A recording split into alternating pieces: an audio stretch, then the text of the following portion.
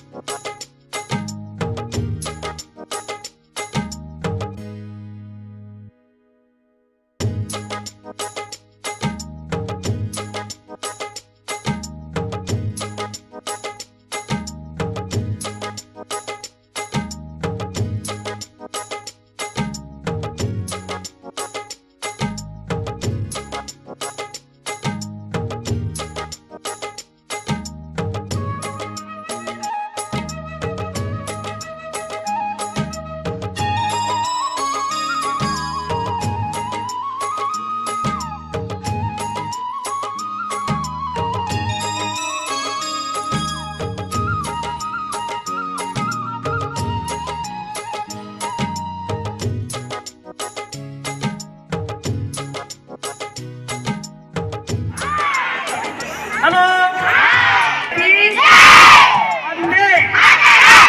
ಒಂದೇ ಇವತ್ತು ಪ್ರತಿಮಾ ಕಾರಂಜಿ ಕೇಳಿ ಎಲ್ಲ ಸ್ವಲ್ಪ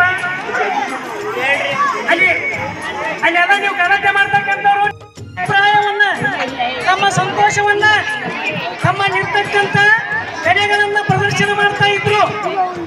ಅಂದಿನಿಂದ ಇಂದಿನವರೆಗೂ ಡಿಜಿಟಲ್ ಯುಗದಲ್ಲಿಯೂ ಕೂಡ ಕಲೆ ತನ್ನದೇ ಆಗಿರ್ತಕ್ಕಂಥ ಸ್ಥಾನಮಾನವನ್ನು ಉಳಿಸಿಕೊಂಡು ಬಂದಿದೆ. ಆ ಉಳಿಸಿಕೊಂಡಿರ್ತಕ್ಕಂಥ ಸ್ಥಾನಮಾನ ಇವತ್ತಿನ ದಿನ ಬಹುರೂಪವನ್ನು ಪಡೆದಿದೆ. ಆ ಕಲೆಗೆ ಅನೇಕ ರೂಪಗಳು ಬಂದಾವ. ಎಷ್ಟು ರೂಪಗಳು ಬಂದಾವ ಅದನ್ನು ಹೇಳೋದಕ್ಕೆ ಸಾಧ್ಯ ಇಲ್ಲ, ಬಾಯಿ ಮಾತಿನಿಂದ ಹೇಳೋದಕ್ಕೆ ಸಾಧ್ಯ ಇಲ್ಲ. ಆ ಕಲೆಯನ್ನು ನೋಡಿ ಅನುಭವಿಸ್ಬೇಕು, ಆನಂದಿಸ್ಬೇಕು. ಕೇಳಿ ಎಲ್ಲ ಸ್ವಲ್ಪ 2 ನಿಮಿಷ ಕೇಳಿ, ನಿಮ್ಗೆಲ್ಲ ಗೊತ್ತಾಗ್ತದೆ. ಈ ಆನಂದ ಅಂತಕ್ಕಂಥದ್ದು ಏನೇನು ಬಜಾರ್ನಲ್ಲಿ ಸಿಗ್ತಕ್ಕಂಥ ವಸ್ತು ಅಲ್ಲ, ಅದು ಮಕ್ಕಳಲ್ಲಿರ್ತಕ್ಕಂಥ ಪ್ರತಿಭೆ, ಅದರಿಂದ ಹೊರಗೆ ಬರ್ತಕ್ಕಂಥದ್ದು. ಅಲ್ಲಿ ಏನು ಕಲೆ, ಆ ವ್ಯವಸ್ಥೆ, ಅಲ್ಲಿ ಒಂದು ವ್ಯವಸ್ಥೆ ಅದ, ರಾಗ ಅದ, ತಾಳ ಅದ, ಸಂಗೀತ ಅದ, ಹಾವಭಾವಗಳದಾವ, ಮೈಯಲ್ಲಿ ಮಾಡ್ತಕ್ಕಂಥ ಕಲಾಕೃತಿಗಳದಾವ, ಪೇಪರ್ ಕ್ರಾಫ್ಟ್ ಅದ, ಸಂಗೀತ, ನೃತ್ಯ ಅದ. ಎಲ್ಲ ರೀತಿಯ ಕಲೆಗಳನ್ನ ನಾವಿವತ್ತು ಸಾರ್ವಜನಿಕರ ಎದುರಿನಲ್ಲಿ ಪ್ರಾಮಾಣಿಕವಾಗಿ, ಪಾರದರ್ಶಕವಾಗಿ ಆ ಕಲೆಗಳನ್ನು ಪ್ರದರ್ಶನ ಮಾಡಿ ಮೆಚ್ಚುಗೆಯನ್ನು ಗಳಿಸೋದಕ್ಕೆ ಮತ್ತು ಮುಂದಿನ ಹಂತಕ್ಕೆ ನಾವು ಅದನ್ನು ತಗೊಂಡೋಗೋದಕ್ಕೆ ಬಂದಿದ್ದೀವಿ. ಅರ್ಥ ಮಾಡಿಕೊಳ್ಳಿ ವಿದ್ಯಾರ್ಥಿಗಳೇ. ಇವತ್ತು ನಾವು ಇಲ್ಲಿ ಪ್ರದರ್ಶನ ಮಾಡ್ತಕ್ಕಂಥ ಕಲೆ ಏನಾಗಬೇಕು, ಶಾಪುರದವರೆಗೂ ಮುಟ್ಟಬೇಕು, ತಾಲೂಕಿನವರೆಗೂ ಮುಟ್ಟಬೇಕು. ಅದು ಕಲೆ.